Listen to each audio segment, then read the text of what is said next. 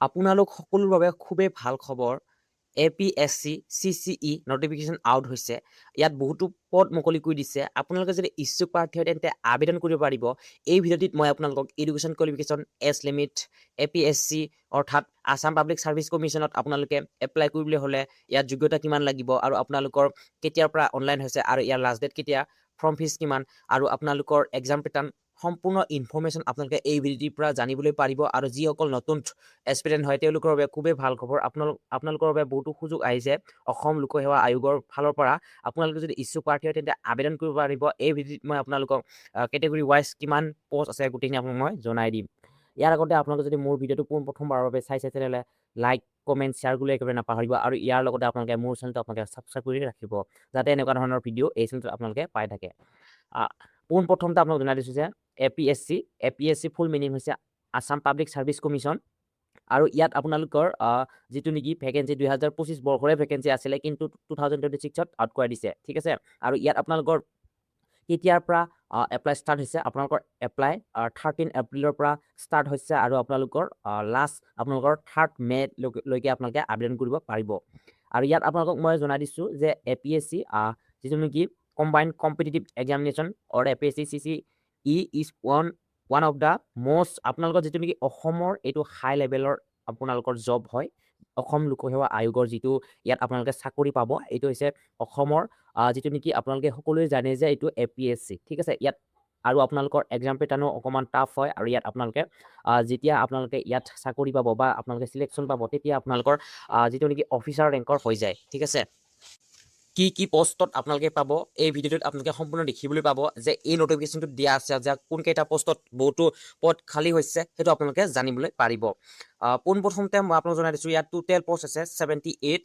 আপোনালোকে নাভাবিব যে মাত্ৰ 78 আছে বুলি। ইয়াত যিটো নেকি APSC CCEৰ কাৰণে এইটোৱে আটাইতকৈ ডাঙৰ ভেকেঞ্চি বুলি ক'ব লাগিব। কাৰণ কেতিয়াবা এনেকুৱাও আহিছে 35-20 এনেকুৱা ভেকেঞ্চি আহিছে, ঠিক আছে। আপোনালোকে এইটো নাভাবিব যে ইমান ইয়াত কম ভেকেঞ্চি আছে বুলি। আৰু ডেট অফ আপোনালোকৰ প্ৰিলিমছৰ কাৰণে ইয়াত 5 জুলাই ইয়াত ডাইৰেক্ট আপোনালোকৰ এক্সাম ডেট ইয়াত ডিক্লেয়াৰ কৰা আছে বা মেনশ্যন কৰা আছে, সেই অনুসাৰে ইয়াত এক্সাম হ'ব, ঠিক আছে। এজ লিমিট 21 বছৰৰ পৰা আপোনালোকৰ 38 বছৰলৈকে, ঠিক আছে। 21 ইয়াৰৰ পৰা আপোনালোকে 38 ইয়াৰ আণ্ডাৰত হ'ব লাগিব, তেতিয়াহে আপোনালোকে এপ্লাই কৰিবলৈ পাৰিব। ইয়াত কাউণ্ট কৰা হ'ব 1 জানুৱাৰী 2025 লৈকে আপোনালোকক কাউণ্ট কৰা হ'ব, ঠিক আছে।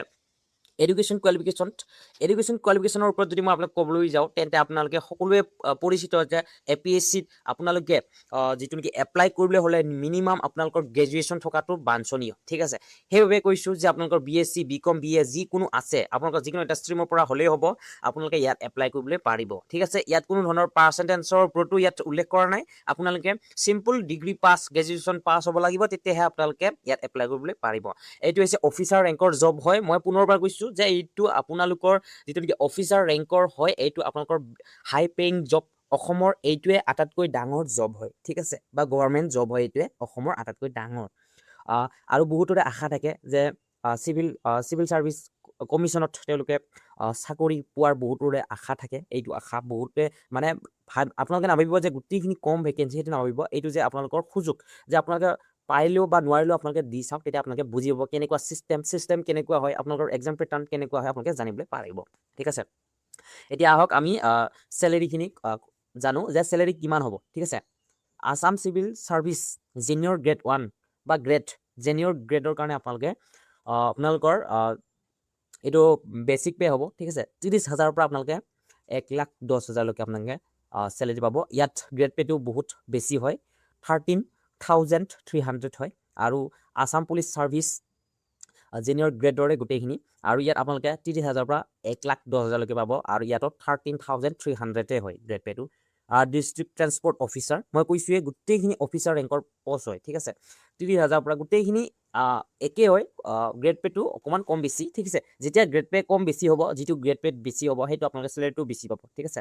এইটো দিয়া আছে ডিষ্ট্ৰিক্ট ট্ৰেন্সপৰ্ট অফিচাৰৰ কাৰণে দিয়া আছে 30,000 পৰা আপোনালোকে 1,10,000লৈকে পাব, কিন্তু ইয়াত গ্ৰেড পে'টো অকণমান কম দিয়া আছে, 12,700 দিয়া আছে। চুপাৰিনটেণ্ডেণ্ট অফ যিটো নেকি এক্সাইজ হয়, এইটো আপোনালোকৰ 30,000ৰ পৰা 1,10,000লৈকে পাব, কিন্তু ইয়াত আপোনালোকৰ গ্ৰেড পে'টো কম হ'ব, মানে ইয়াত কম বেছি থাকিব।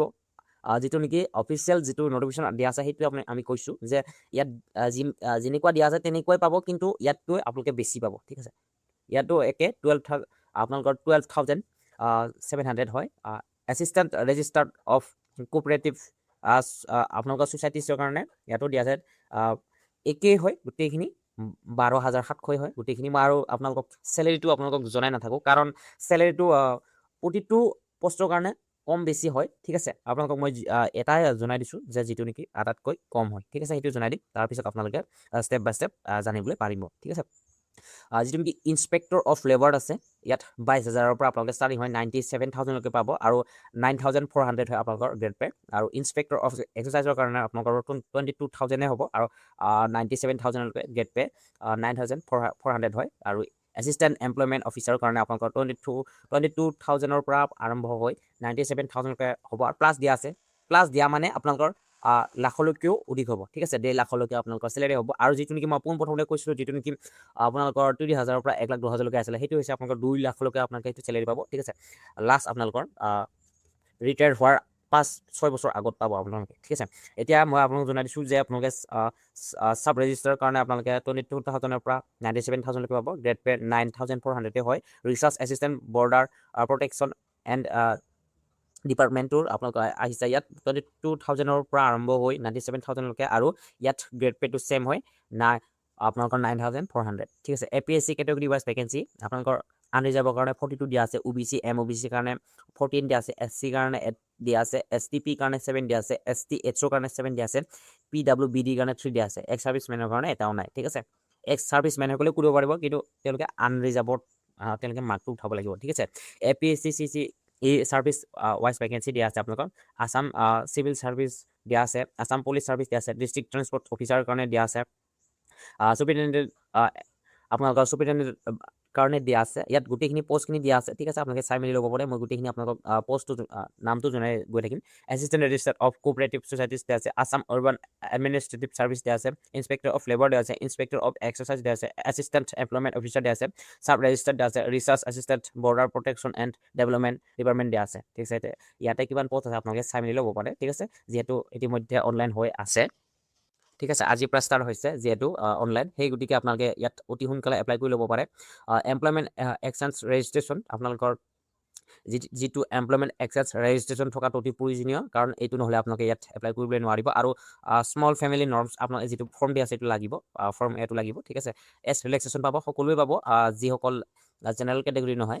SC ST সকলে 5 ইয়াৰ্ছ পাব, OBC MOBC সকলে 3 ইয়াৰ্ছ পাব, আৰু আপোনালোকে PWBD সকলে 10 ইয়াৰ্ছ পাব। আৰু যদি মই আপোনালোকক ক'ব যাওঁ এপ্লিকেশ্যন ফিজ কেনেকুৱা ধৰণৰ হ'ব, জেনেৰেলসকলে 297.20 দিব লাগিব, OBC MOBC সকলে 197 দিব লাগিব, SC ST সকলে 47.20 ৰুপিজ দিব লাগিব, BPL 47 দিব লাগিব, PWBD সকলে 47 দিব লাগিব, ওমেন কেণ্ডিডেট সকলে 47 দিব লাগিব। আৰু ইয়াতে গোটেইখিনি টেক্স GST বিলাক দিয়া আছে, অকণমান বেছি হ'ব পাৰে, হয়তো আপোনালোকে 48, 49 তেনেকৈ, বা 50 মিনিমাম আপোনালোকে 50 ধৰি থওক, যিসকল SC ST PWBD বা ওমেন কেণ্ডিডেট হয়, ঠিক আছে। বাকীখিনি গোটেই আপোনালোকে যিখিনি দেখিছে আপোনালোকৰ যি OBC বা MOBC সকলে 200 মান পৰিব, আৰু জেনেৰেল সকলৰ কাৰণে 300 মান পৰিব, যিটো নেকি GST ফালে আপোনালোকৰ কটা যায় ফালে, ঠিক আছে। যিটো নেকি আপোনালোকে কেনেকৈ ফৰ্ম ফিল আপ কৰিব পাৰিব, এই ভিডিঅ'ৰ ডিছক্ৰিপশ্যনত লিংক দিয়া আছে, আপোনালোকে সেই লিংকত গৈ আপোনালোকে ফৰ্মটো ফিল আপ কৰি ল'ব পাৰে। আৰু যদিহে আপোনালোকৰ বাবে কিবা জানিব লগা আছে, এইটো মই আপোনালোকক গোটেইখিনি নেক্সট ভিডিঅ'ত জনাই দিম, যে APSC কেনেকুৱা ধৰণৰ পেটাৰ্ণত তেওঁলোকে কুৱেশ্যন পেপাৰসমূহ কেনেকুৱা ধৰণৰ হয়, আৰু টাফ নে মডাৰেট নে ইজি, গোটেইখিনি আপোনালোকে জানিবলৈ পাৰিব।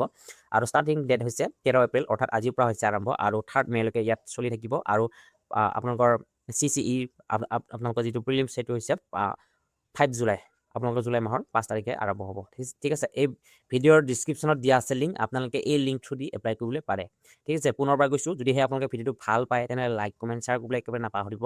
আৰু যদিহে মোৰ চেনেলটোলৈ আপোনালোকে পোনপ্ৰথমবাৰ আহিছা তেনেহ'লে ছাবস্ক্ৰাইব কৰি ৰাখিব, যাতে এনেকুৱা ধৰণৰ এই চেনেলটোত আপোনালোকে নটিফিকেশ্যন পাই থাকে। ধন্যবাদ।